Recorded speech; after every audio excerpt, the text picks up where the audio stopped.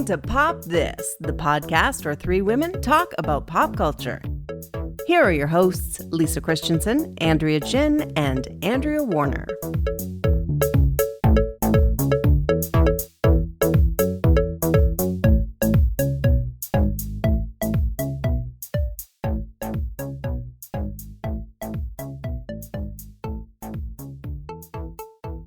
So we are not recording on a Wednesday night as we usually do. We are recording on a Sunday night. And I think that it's fair to let our listeners know that we're going to have more of a Sunday vibe. There's midweek is a different, we're working, we're coming off the job, all that. I make it sound like I've got like my lunchbox and I clocked out or something. But yeah, she's still rubbing the coal from her hands after climbing out of the mine. Yeah, I'm Jennifer Beals in Flashdance. I've been welding all day and I am knackered. But Sunday night, I was saying I had a bath and put my essential oils on my face, and nice. I'm like psyching myself up for the week ahead, and I haven't thought about anything important all day. Like I have nothing. That sounds like a great Sunday, Lisa. That's a perfect Sunday. It was a perfect Sunday. It's just I don't know. I have to now switch into saying important things and thinking important. Not that now that implies when you have listened before that, wow, that Lisa, she said some really profound things tonight. I don't know if that's ever been said. So I don't know if I maybe assuming a bit more about my performance than I should. So we don't have business Lisa right now. Yeah, we don't have business Lisa. We have like laid back Sunday Lisa. That's weekend right. Lisa. Yeah, weekend Lisa's a totally different animal. I don't know how you guys feel. There's no weekend Andrea, unfortunately. I'm pretty much a 7 days a week Andrea. I want there to be a weekend Andrea. That's my goal at some point. But I just have like a lot of other like projects that I'm working on all the time. And yeah, my Sundays are usually like pretty intense work days. So really, yeah, sorry. But no, you're gonna carry this thing. I'm sorry for you. Yeah. No, dude, it's cool. It's totally cool. But so in actuality, like this for a Sunday night, great. It's kind of like a party. Like this is lovely. Yeah, well, especially since we have a guest here. Yay! Well, that's also a Sunday treat. Total Sunday treat. Mm-hmm. Very, very excited. You're allowed to speak, guest. I'm so glad to be here. Wonderful. Well, I wasn't sure whether, like banter should be Sunday banter just for the regulars or what have you. No. We want to hear your Sunday thoughts. Yeah. Yeah. I love a Sunday vibe. I'm so glad to be here right now. I think that for me, Wednesday night was too hairy. It's too much. Wednesday is always the worst day, I find, of the week. Like it's always like the fullest day for me. Mm-hmm. Yeah. And then you're just kind of arriving at night just like, oh, what was that? But then eventually, there's the Thursday little hit of like, it'll be okay after all, I think. And then, and then it's Friday and it's fine, I got a newsletter recently that referred to Thursday as Friday Eve. I love that. It's my favorite day. Thursday is always It was just like, happy Friday Eve, everybody. I've been saying Thursday is the new Friday for 20 years, and it's always been true, and yet never fully happened for me. I love Thursdays as well. They're just like super. I don't know why. I just like a Thursday. It's got a good texture. Even if I remember not so long ago in the before times, Andrea Warner and I were out having like after work drinks, and we had ordered I think a bottle of wine because we liked it so much, and you said to the server like, "What the heck? Thursday's the new Friday," and the server's like, "It's Wednesday." Well, 7 day a week, Andrea has to take what she can get. Yeah. It's true. If it's all the same, you don't even know. I can make every night a Friday. It's cool. Every night's always a Friday and every night's always a Monday. So what is time, right? Like, it doesn't even matter. But it's it cool. is time. Yeah. What is time? Well, it is Sunday night, though, and I'm excited to be here with you all to talk about this great movie. So Oh my there's God. Me too. This movie is like a very intense 7-day work week in a lot of ways, even though no one's doing any job work. Like, No, I there know was this, some writing on pieces of paper. I saw. but in the present day, like, I mean, Oh, yeah, okay. I gotta say, for someone who's like on sabbatical, maybe like for a book or whatever, or like on a break, working on a book, I saw a lot of books, but I didn't see anyone doing anything with a lot of books. And honestly, I'm thrilled for her. I'm not judging her. I'm just thrilled for her. Maybe I'm a tiny bit jealous. All right, let's do this.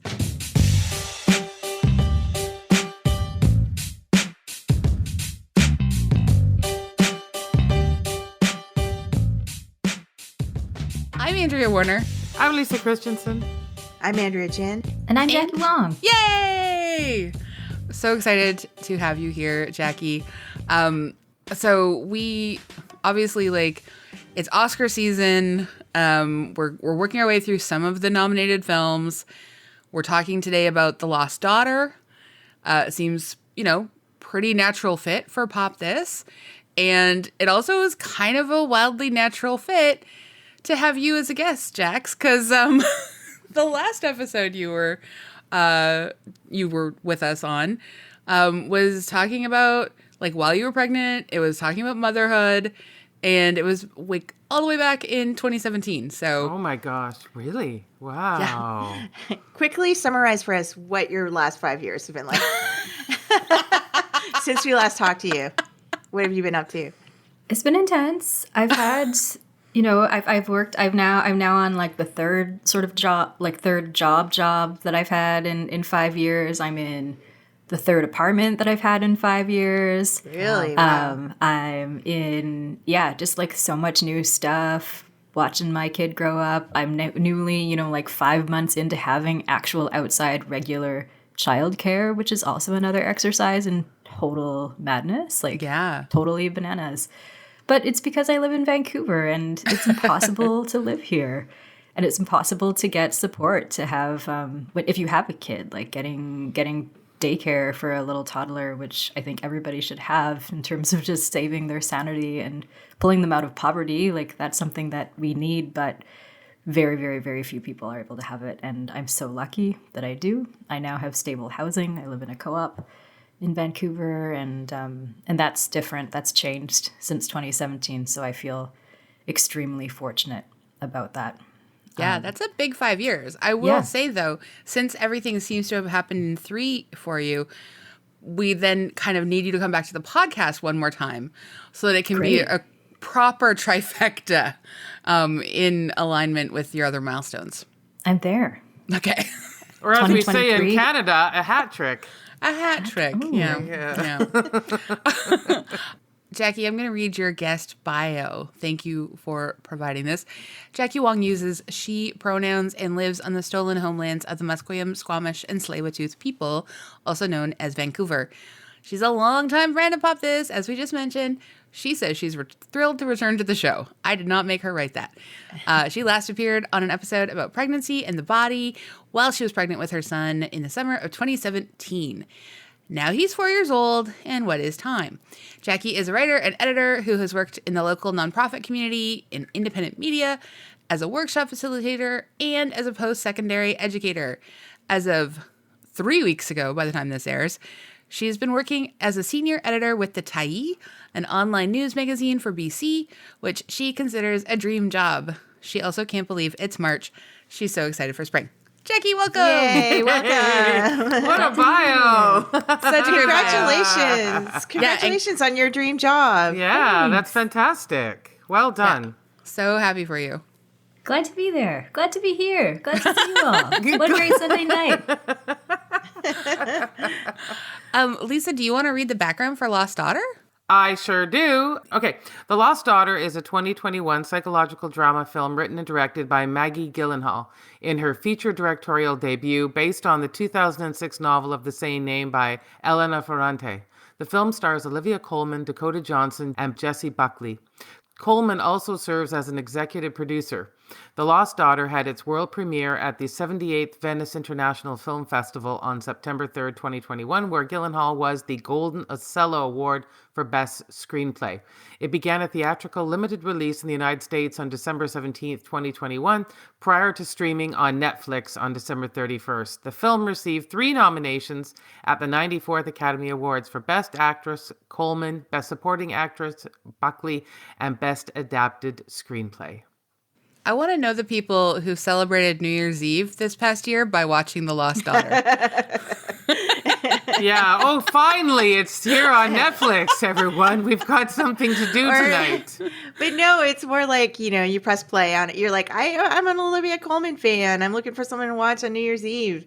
You just hit play, and it's like, wow, I did not expect this ton of bricks to just drop on my head on New Year's Eve. Yeah, that would... You're like, whatever, countdown, I don't care, I'm going to bed now. I have no more... I have my a little bit of my will to live zapped here. Yeah. AG, you want to read the plot synopsis? Sure. Alone on a seaside vacation, Lita becomes consumed with a young mother and daughter as she watches them on the beach. Unnerved by their compelling relationship and their raucous and menacing extended family, Lita is overwhelmed by her own memories of the terror, confusion, and intensity of early motherhood. An impulsive act shocks Lita into the strange and ominous world of her own mind, where she is forced to face the unconventional choices she made as a young mother and their consequences. And that's from Rotten Tomatoes. So this movie really, really floored me in intense ways, and I really loved it quite a lot. But I want to know from each of you sort of your first impressions and how you felt. Jackie, you're our guest. Would you like to go first? Absolutely. Well, first of all, I mean, I'm really happy to be a guest right now, but I really want to gather everyone who came on New Year's Eve 2021 to watch this film and just like talk to them on New Year's Day 2022 just to get a quick hit. Like, I would just love for 20 people to come and everyone just says one word that they are left with, like still like grappling with, like this. Well, like, first of all, like when, like you, Andrea Warner invited me here to talk about this, and you'd asked, like, have you seen The Lost Daughter? And I'd be like, oh, I've heard about it. I've heard it's fantastic, but I have like so little capacity to consume anything right now, like much of anything. And so I haven't seen it. There's so many things I want to see. House of Gucci. I want to see all of these movies that I just haven't seen. And so I was so excited actually for the possibility to watch this as like an act of like taking up space for myself and like self-care, which is hilarious because the content. Yeah. So I watched it. Interesting choice. Yeah. So I got into bed early and I got into bed like in the dark next to my kid, like white noise machine. Like I still like sleep with him because, well, I can't even begin to say, he was the kind of baby who was like waking up every 45 minutes for like months and months and months. And I broke my brain trying to use every method to sleep train him, including just leaving him to cry for like 4 hours straight until he passed out. And it never worked. Like he never learned from that experience. It's supposed to like break the spirits of other babies and then they like learn to fall asleep by themselves, but didn't work for this one. Anyway, so I'm in there between the hours of 10 p.m. and 12 a.m.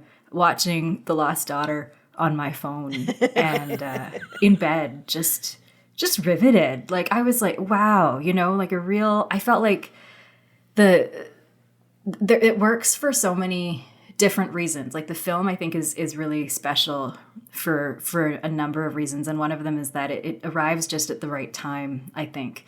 It feels to me like a truly, made in the pandemic movie that captures so much of that tough and dark and deep interiority that many people have found themselves kind of sinking into in these years. And then to watch it as this, this beautiful piece of escape, like the fantasy of this vacation and the fantasy of these women being able to kind of live out these desires in ways that a lot of people are not able to do, I think was really, really captivating and super arresting. I was at first intending to maybe watch it like in half-hour chunks or something like that over 4 days, and I just wanted to watch it all in a straight shot because it was so interesting.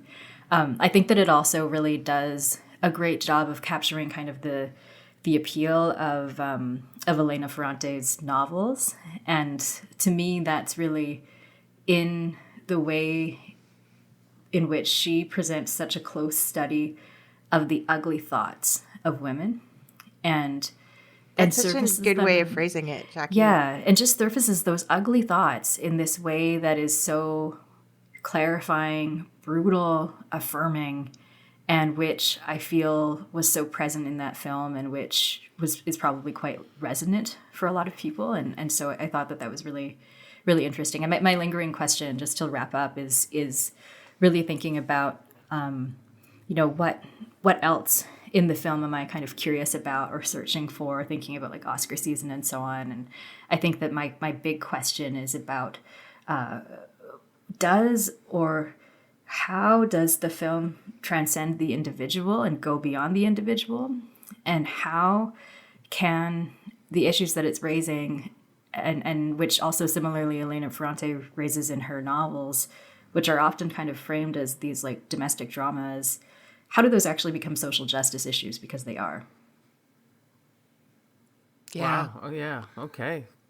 There's so much there, and I think you've identified like so many of the really salient takeaways. Like I'm gonna move over to AG for a second, and then go to Lisa, and then come back to me. Well, let me just open by saying that I'm glad, Jackie, we picked the right guest to come on this podcast. Yes, absolutely. Yeah, I mean, like I haven't experienced motherhood, and so I maybe, like I haven't spent a lot of time thinking about this kind of story before. And while I was watching the movie, it took me a long time to get engrossed in it, because the movie does these sleight of hands, and it makes you kind of keep expecting that like something's going to happen. And as like mainstream movie viewers, we're conditioned to expect something to happen, but it's kind of like not that kind of movie. It's not. It's like sort of it looks like a thriller, but nothing thrilling really happened, which is totally fine. But yeah, it took me a long time to sort of be, engrossed in the movie. And then even at the end of it, I was a little bit like, I don't know what to think about this. And then sort of as days passed and I settled in a bit more, it is like the themes kind of came to me like, oh yeah, I guess it is quite, like crazy and shocking that there's this movie about like this mother who's not depicted necessarily as like, I don't know, like she's not the worst mother ever, but like she's ambivalent towards motherhood, and that isn't depicted on screen ever. And it's so like why is that? Why aren't there movies about this? And so it did make me think about like those kinds of things, which I never really had before. And I know that a lot of mothers out there struggle with these kinds of thoughts every day, like that this movie embraces. And so, yeah, I mean, I'm glad this movie is in the world, and I think it's there's a lot there to think about. Absolutely. Lisa, I'm gonna go to you next. Yeah, I'll echo everything. I had a hard time at the beginning getting into it. I agree that it was just a bit slow, and I didn't know what I was watching, and I didn't know why I was watching. And on another level, just Olivia Colman is, I think, just everyone's favorite, winning for the favorite, the Academy Award. But generally, the reason I feel like I love her so much is this warmth that she has. And I really love the way that the film played with that it was almost as if the filmmaker knew that we feel this way about her and put her into this very cold role, but yet everybody is approaching her as if they expect her to be a very warm and kind-hearted person, and she wasn't. And it was such a fascinating portrayal of a person who just does, I know we're not allowed to swear on this podcast, but does not give any Fs at all. Like zero. Like less than zero.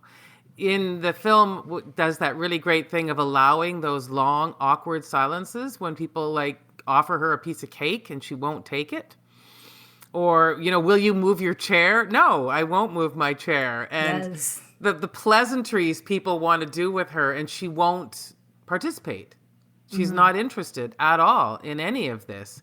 And I found that to be such a fascinating, it was almost as, there was a weird part of me that was kind of in awe of having that kind of balls, just to not give in to anybody else's need from you at all, including her as a mother, that she just was like, I don't care about this. This is not, and to be a mother, as because I am one, is to care about things you do not care about, and it's a lot of it, like especially when your kids are small.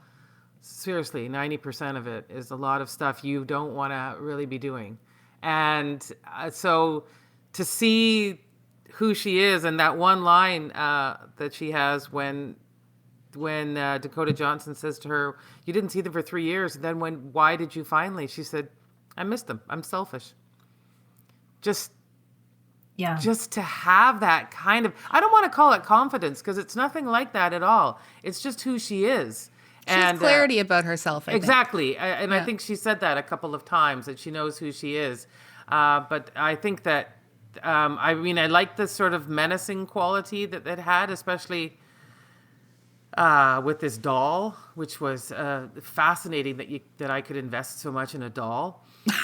And I love I love a good story that doesn't explain things. What the heck was going on with this family? Like, what the heck was happening there? Were they gangsters? I don't know. It was very odd. And I liked the fact that it didn't matter. It wasn't explained. And so it took a while for me, but once I was in, I was really in. Like, I really wanted to know what was going to happen. And yet at the same time, it didn't really matter. I just kind of liked watching her. Yeah. I think I share in the echoing of all of you brilliant people before me. And I will say, I am also not a mother, but I really connected to watching this as a daughter of, someone who, who can, someone who has in the past had, a more complicated relationship with her own mom.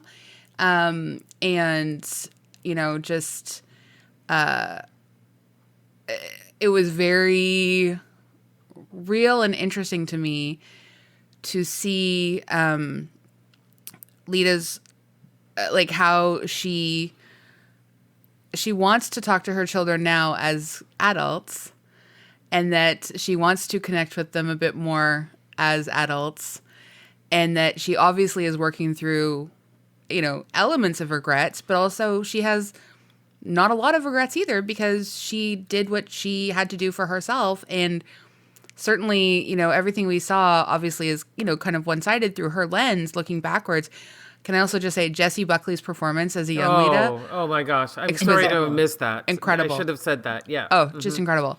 But I thought it was so fascinating that we see her being, just sort of really warm and sweet with the girls, and then we see her being, sort of resentful and a bit cold, and she can't bring herself to when she can't bring herself to kiss the boo-boo, as it were, know. And I kind of got it. I just felt a deep understanding for where she was in this moment, and her husband just gets to disappear and be a non-entity, and then when she has quote unquote abandoned the children, and then comes back and he's like, I can't do this. I don't know how, this was her life for 5 years or however old those kids were when she walked out, with her career taking this back seat all the time, and her work, being secondary, and the expectations that she is going to be a certain kind of mother, and there being no room in the world for it's either you're a bad mother or you're a good mother. There's nothing in between. I thought this movie handled that all so brilliantly, and it was so fascinating. And there's definitely moments of sort of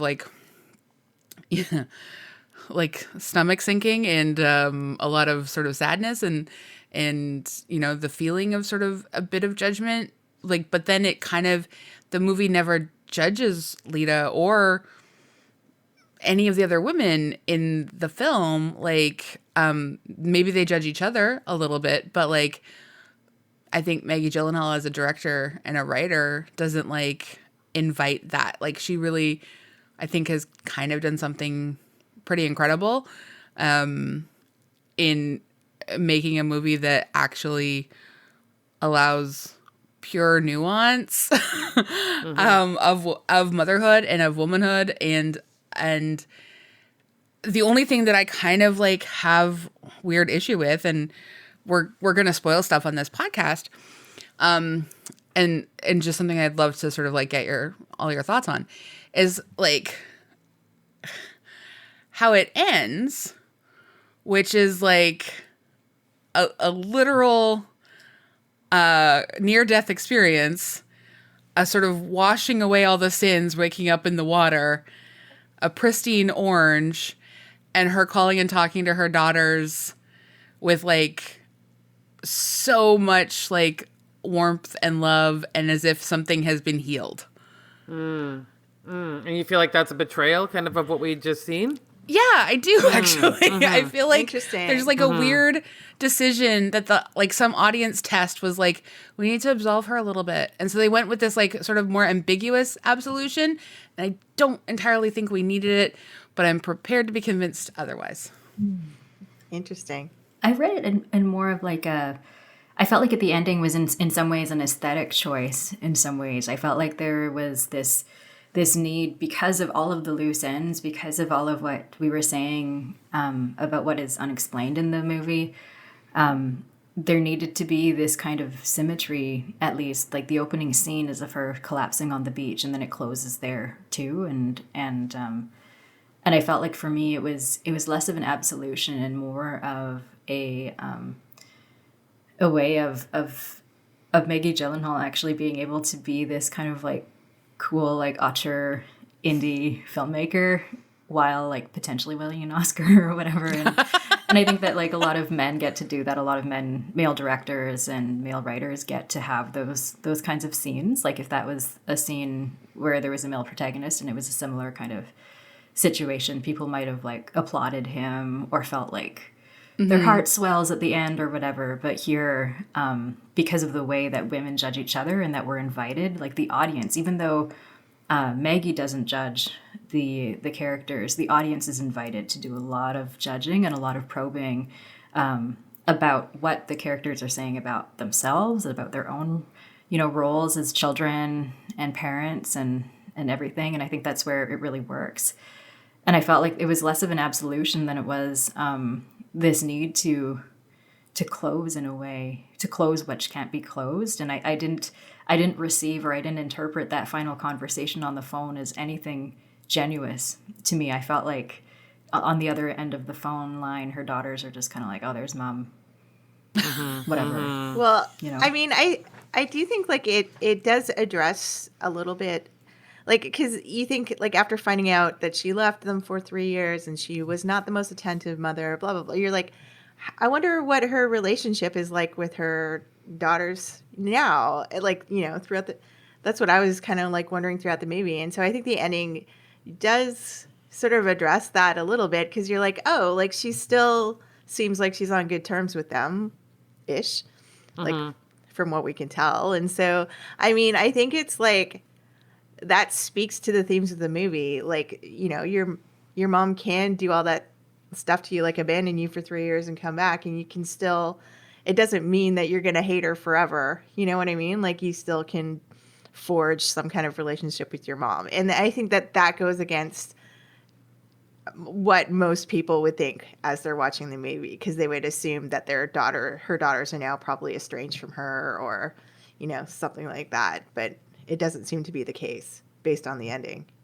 I have to say the most intriguing thing about the movie to me was her stealing that doll. I'm rather obsessed.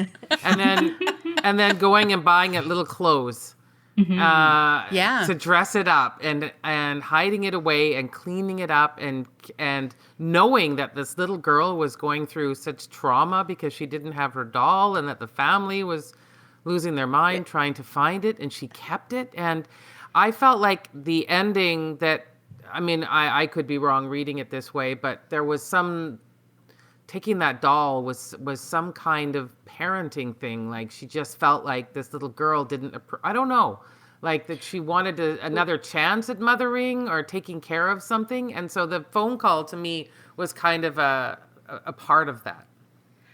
I haven't read much Elena Ferrante, but I like it in My Brilliant Friend, like there's like dolls come up in that book as well. And so I don't know if this is like a recurring like motif for her throughout her books. I don't know. Have any of you read many of her books? I haven't read any Ferrante. I read My Brilliant Friend, and I don't remember the doll. I remember shoes. There were a big part about shoes.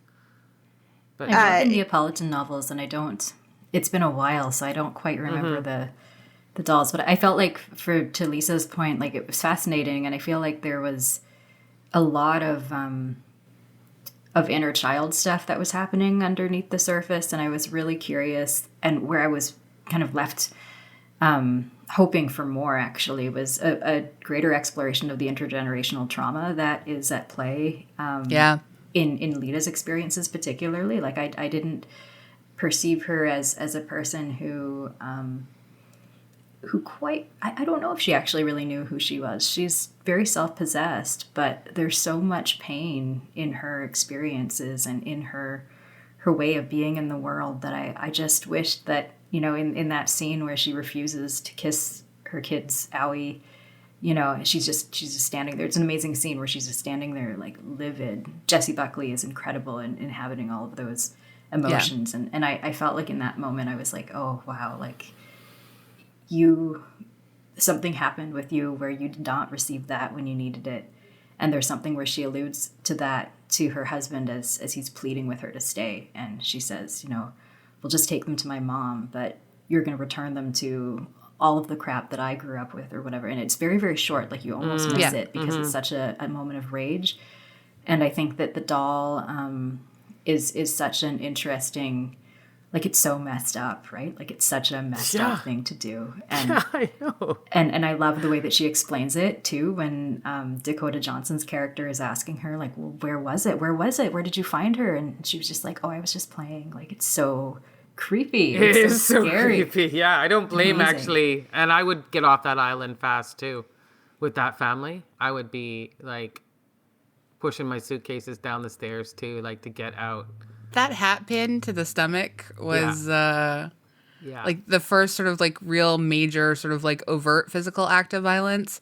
But there has been so much violence, so much menacing happening throughout the whole entire film. Obviously, the movie kind of plays with like whether or not her daughters are alive or whether she has perhaps done something to them at some point. Like there's, you know, that something sinister is there like the entire time. And I really appreciate that it doesn't go there. Like it just allows us to sort of see sometimes there's just like the emotional and mental and verbal traumas of the everyday are as sinister as sort of like that overwhelming threat of violence is everywhere. And yeah, I appreciate it. I think like, I do think she has a clarity about what she knows she can't do though. Like she knows she can't do this anymore. Like, I think she actually leaves as much for the safety and like as much as for the safety of her own children as she does for herself. Like, I don't think she wants to become her mother. Like, she has obviously sort of rejected her own like horrific upbringing, it sounds like. And like, she just, maybe she wishes like her own mother had just like left her instead of just being like inflicting that kind of like anger on her and resentment. Like, so I think she does, and she knows she's selfish too. She knows it's not a matter of not loving her kids and not wanting them to love her. She just knows that she's selfish. It was a great scene with her and Ed Harris. And I really love that scene where he's making her dinner and talking about his own as a parent. And I really felt that, and I haven't read the book, but I really felt that scene did such a good job of juxtaposing the difference between what we have, the expectation on women as mothers and the expectation on men as fathers. Like that, totally. I taught them to swim. I did this. I did that. And it's completely under the radar. Nobody cares what he did at all. Whereas she's going to wear this for her whole life. Yeah. I also found it super interesting. Like, I like A-dubs when you're talking about, like, thinking of it from a daughter's point of view. Because it is, like, you know, like, your mother's your mother, and you just expect her to be your mother. Like, you don't like, consider that she has thoughts and feelings of her own. And that a literal name? Like, honestly, like, how many, how old are kids when they learn their mother's name? Yeah, you're just raised to assume that your mother is just there to mother you, and that's her job in life. And to do, like, it's like inconceivable that she would do anything else, you know, like. So I do find it super interesting to think of it from a daughter's point of view, because, like, yeah, it's never occurred to me, like, my mother is my mom. You know what I mean? And I'm just like, you're like, I still don't even know her name. It's weird. Did she have other interests when, like, we were growing up? I don't know. But you don't want to know either. Like, none of us want to know any interior life of your mother. I mean, you don't. I do, but that's because I do. I always have. And I think especially when I understood that my mother's exterior life was making it difficult for her to have a quote unquote normal relationship with her children. You know what I mean? And so I think it was always really critical for me to have a bit of a better understanding. I've abandoned that a bit more as I've gotten older. And we've, you know, sort of, I don't know, we have, like, a different relationship now. And we've slowly been sort of, I personally think, developing a different relationship over the last 10 years or so. I will say my therapist, when I was seeing her or talking to her, she strongly advised that that I, you know, really, like, talk to my mom a bit more directly and not make jokes of things, because that's, like, kind of unfair to her as a person.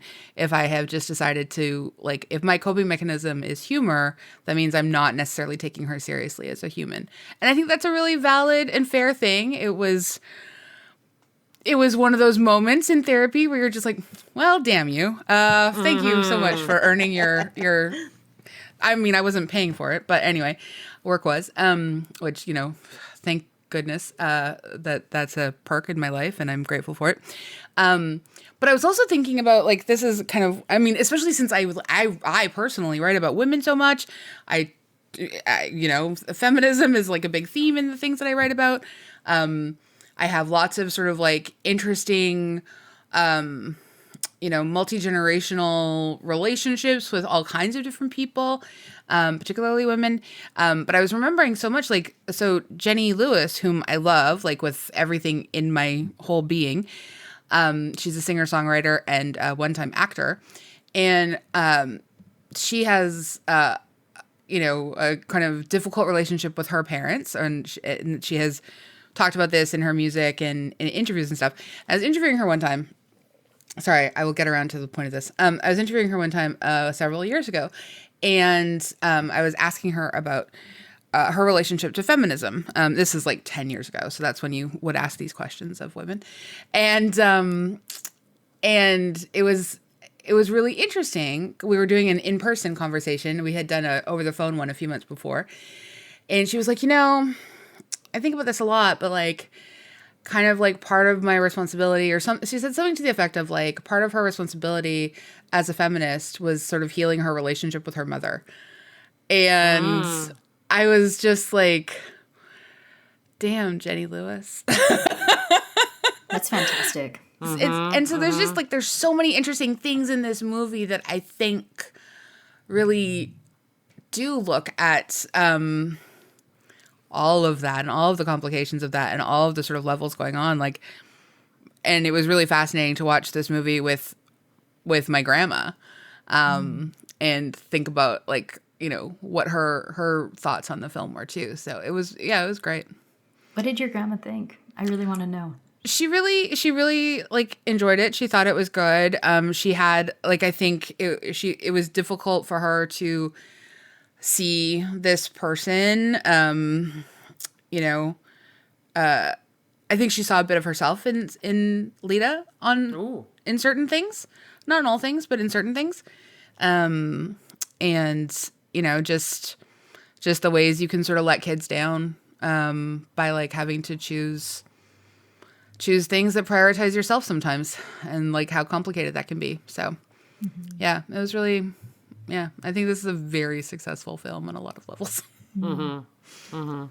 I'd like to talk a little bit about like race and the film, and about how I think that it's important when we're talking about feminism to also talk about whiteness and white feminism, and I know that no movie can do everything, and I think that it's also important in these conversations to think about the fact that we can have this conversation at all in this podcast, and that there are people who are, you know, outside of this room who will listen and resonate perhaps, and be able to have their own conversations with the people in their lives about it, and how all of these decisions that Lita was able to make in her life to choose herself over and over again is completely off the table for so many racialized women, for so many poor women.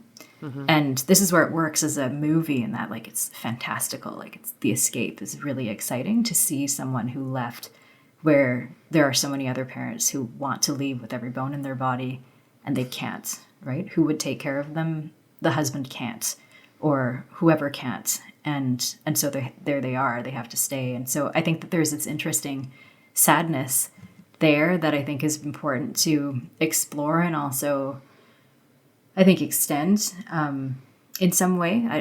I'm not sure how to do that, maybe in conversation about the film.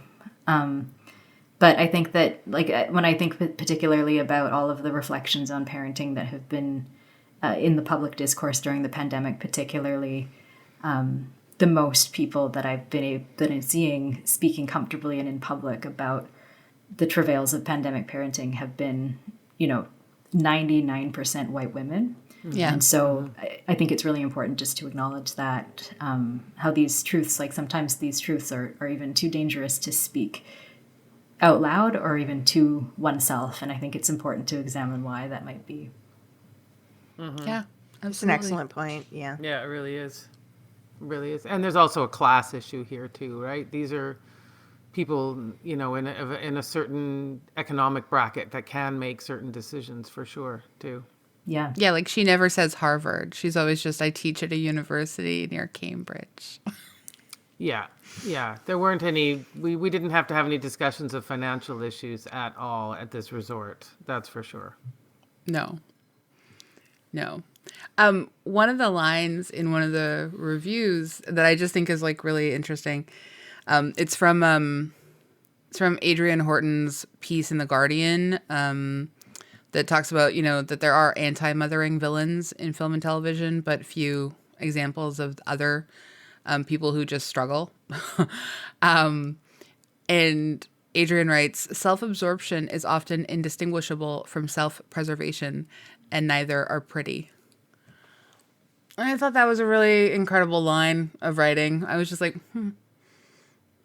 Yeah, she's not, knowing the way that Jessie Buckley, right? Jessie Buckley played her. It wasn't like you would have met Jessie Buckley and saw her pregnant and go, you know what? You're going to make a really great mom. I don't think anyone probably said that to her. She probably would think. But like, who do they say it to? That's the thing. Like, I wonder all the time about like, what does a great mom look like to people? And what does what is... Well, there's a part where she says she's an unnatural mother or not a natural mother. Yeah. And of course it like makes you think about like what is a natural mother versus an unnatural mother, Well, I think she knows she's going with our expectation is that a mother is going to say, There's nothing more important to me than my children. That's basically what you're looking for, is that line. And if you can't say that line with conviction, then you're a bad mother. Ugh, that sounds horrible. Like just like the weight of what that puts on you, it just sounds. But super interesting that she knows that about herself and she has 2 children. You know what I mean? Like after having the first child, you think like, oh, if she really felt that she was not, it's not for her or something, like she wouldn't have any more children.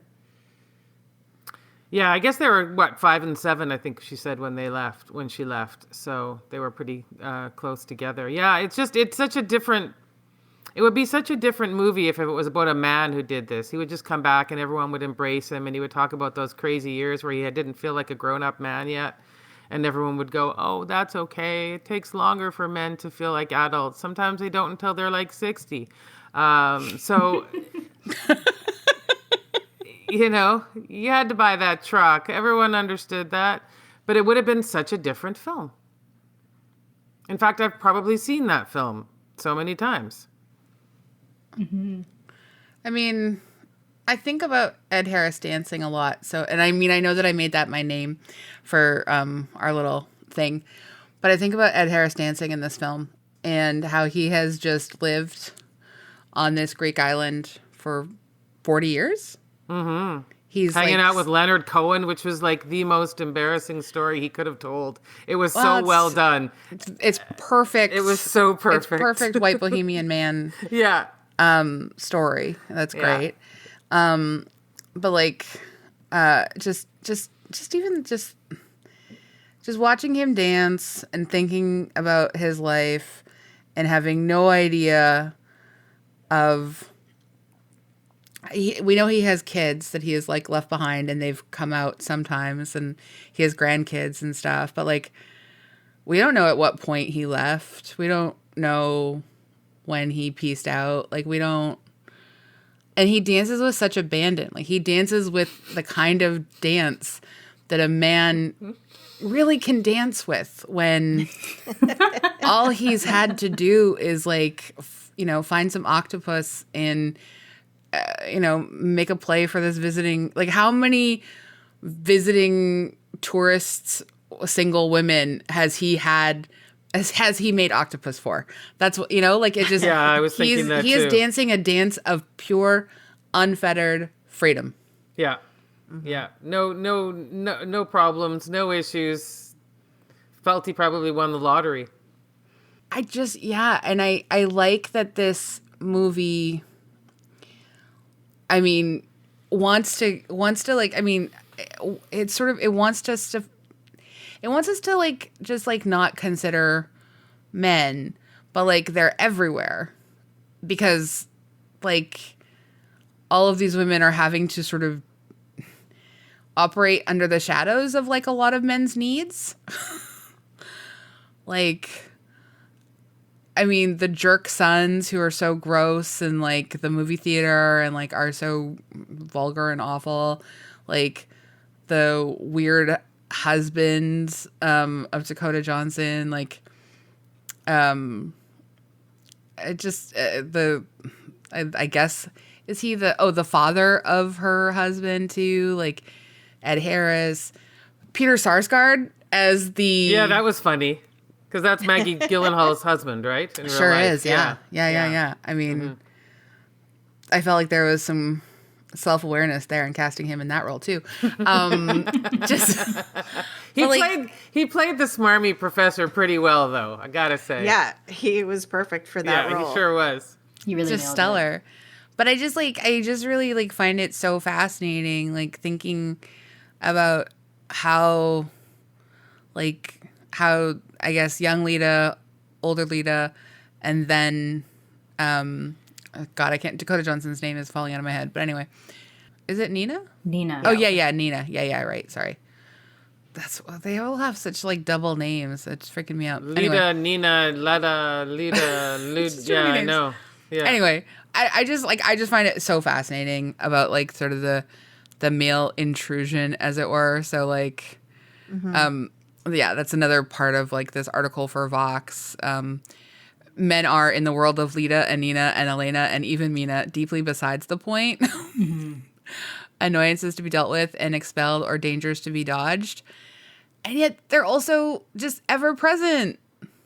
Well, this is what it is about living under patriarchy, right? Like, to be a good mother is to be a great wife, right? And that is so damning and such a just a really sad way to expect someone to live, really. And I think that that's really another layer of this movie that's really interesting, right? Like, it's about the women in the film, and yet part of their struggle is because of the ways in which men and the patriarchy have completely worked against them. I know that we could talk about this movie forever, but we unfortunately sort of start wrapping it up. I'm going to say, not really a surprise, but like some of the only negative reviews for this film have been by men. Some reviews have gotten really caught up in the film not honoring the book enough, and the connection apparently made with Sicilian roots and oh no.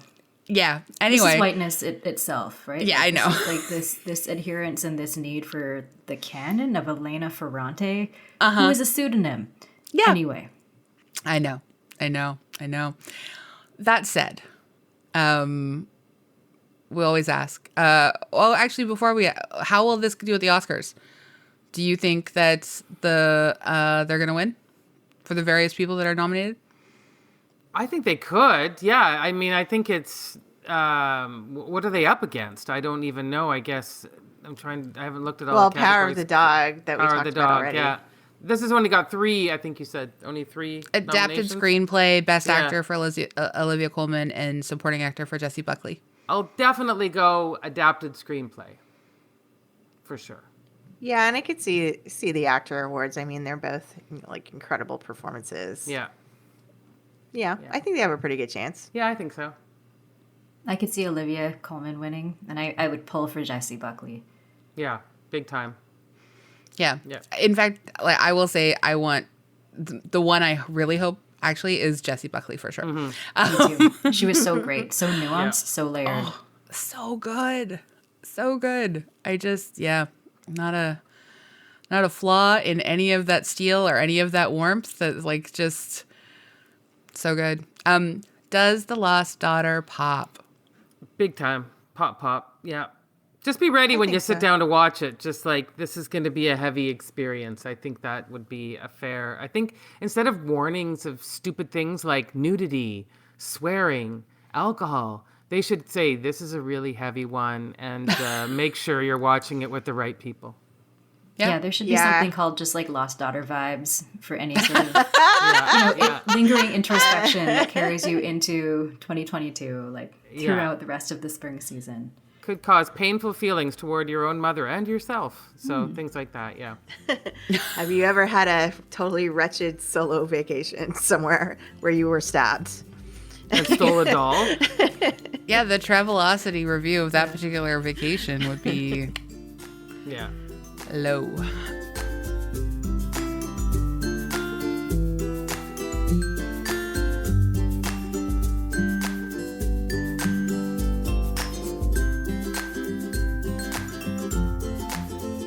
We also love to leave our episodes on something we recommend.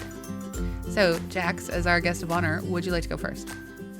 Absolutely. I would love to recommend the Feeling Asian podcast by Youngmi Mayer and Brian Park. They are a lovely pair of friends, and they're a couple of comedians who live in Brooklyn, New York City.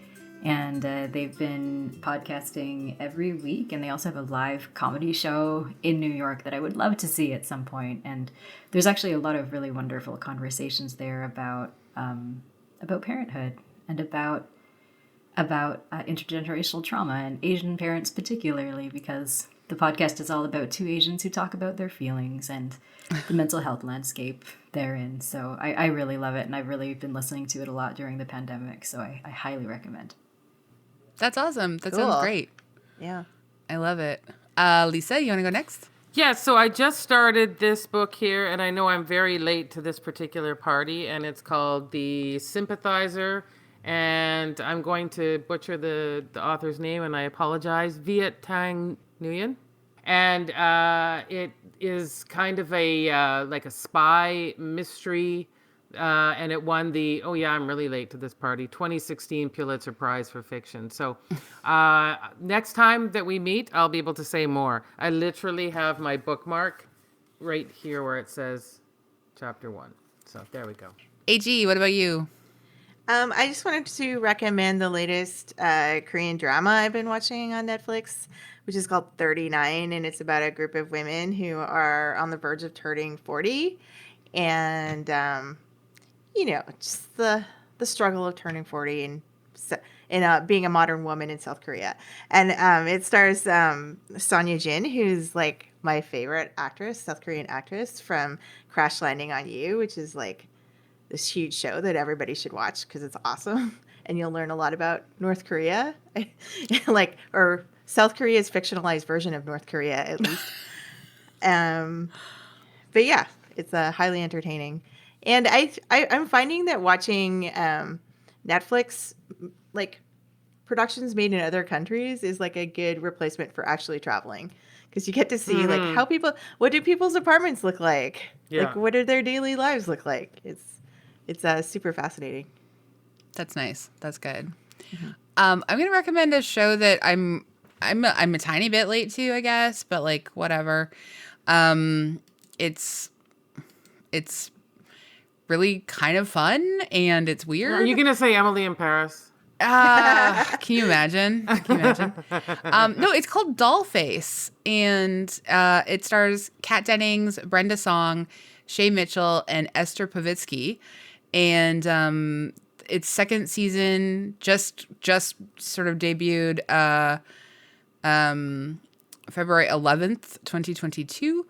It's made by Jordan Weiss, who it's like the first series that she created. It's basically like, so the whole thing is that this woman, who she plays Jules, Kat Dennings. She has recently been dumped by her boyfriend of 5 years, and she must acknowledge and make amends for having abandoned her female friends for the 5 years of this relationship. Oh, that's fun. Yeah, and it has lots of and like she works in a Goop style kind of office. Brenda Song is a genius in this. She is a advertising executive who is like her, Jules's old best friend. Shay Mitchell is also incredible in this. And then Esther Pavitsky, who is she is the co-creator and star of the comedy series Alone Together from 2018. And she's really funny too. Like all of them are great. There is also a literal cat lady as a sort of surrealist element to this show, who has a giant cat head, who takes Jules into like surreal sort of like sub commentary stuff, and it's very weird and it's fun. What is it on? So it's on Hulu in the States, and it's on Crave, I believe, here in Canada. Gosh, we got lots to do. So much to do. We all have so many things to watch and listen to and read. It's great. Jax, it's been so great to have you with us. Thank you very, very much. Joining us. Thank you for having me. I'm happy to be here. And thank you for doing it on a Sunday night, too. You too. Thanks for interrupting everybody's oils and like. Maybe I'm the only one who gets oiled up on Sunday night. I don't know. I need to get my oils. I've got a little bit of moisturizer on, but like, yeah, there's some licorice tea going, but there needs to be, it's time for the ritual. Yeah. I might put on a rare earth clay mask after this, inspired by your oils, Lisa. Oh, good. Well, you know what? I like to inspire a little beauty routine to end the weekend. I was just reading about slugging, and I'm thinking about that too. Yes. What's slugging? That is like putting on like layers of Vaseline or any other kind of really, really thick cream on your face at night. Like almost like a whole extra layer on the top. Oh, like a full emollient layer. Like, yes. Yeah. And it's supposed to be quite good. You're supposed to put it on about half an hour before you go to bed. Otherwise, you'll probably destroy all your pillows. Yeah. So Vaseline's recommended and different ones of those heavy creams. But I've got like these intense oils. So I'm going to try doing that. When we're finished here, I'm going to go and slug myself. And then next week, let us know if it works. No, you let me know. Yeah. Yeah. I think you look great. You look very relaxed. Yeah, you Who have a is glow, that? for sure. Who is Yeah. that woman? Yeah, that's all I Honestly, need to hear. I think everyone here has a nice Sunday night vibe, so this is pretty good. Well, thank you everyone for listening. Thank you. Oh, Jackie, do you want anyone to be able to find you, or would you like to just, I guess they should find you at the Tyee. Well, sure. I don't know. Like, you can't really see me at the Tyee because I'm just behind the scenes. I guess you could find me on Twitter if you want to, _ Jackie Wong, which I created while sitting back to back with Andrea Warner in 2009. You inspired me to do _ Andrea Warner because we both had our names taken by other people. Beautiful. Beautiful. And you're still saying stuff. No, Felicia, No, I've decided to stop saying stuff. No, I'm kidding. Everyone, please, thank you so much for Very smooth. Very sorry. It's Sunday. This It's is only Sunday, episode Lisa. 340.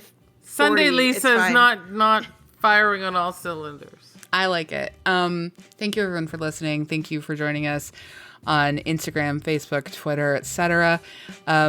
Also, thank you for listening to us wherever you do listen to us. And if you happen to be doing that where you'd like to rate us 5 stars, please do so.